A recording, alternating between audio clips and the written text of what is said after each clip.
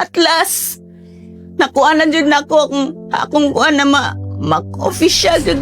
Mga bagong regular ug na-promote nga mga empleyado sa Kapitolyo, dako kaayo ang ilang pasalamat ni Governor Pamela Pambariccuatro. I just want to let you know nga ang kita diri sa probinsyano, ang ato yung purpose is to unsay ato ma-contribute for the development of Cebu.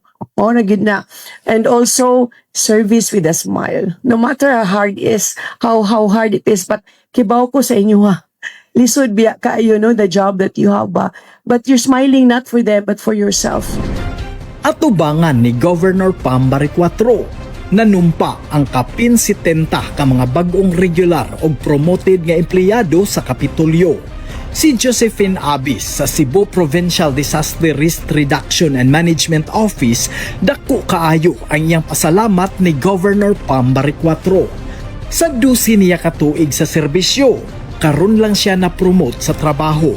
Karon, usa na siya ka Local Disaster Risk Reduction and Management Officer 2. I'm very grateful, Jud, kay for how many years ko I'm waiting for this, kay imagine 12 years kapin ko nag-serve pero walay movement, tinuod lang, wala ko na-expect nga ma-promote ko pero muna I'm too emotional kay at last nakuha na dyan ako akong kuha na mag-official dyan na promoted ko. I'm waiting for this for how many years, karon ra jud. Salamat kayo siyang leadership nga sa mga para nako mga deserving nga tao nga angay promote iyang gi tagaag chance nga ma-promote. She's making better sad nga makaserve siya og tarong sa mga katawhan.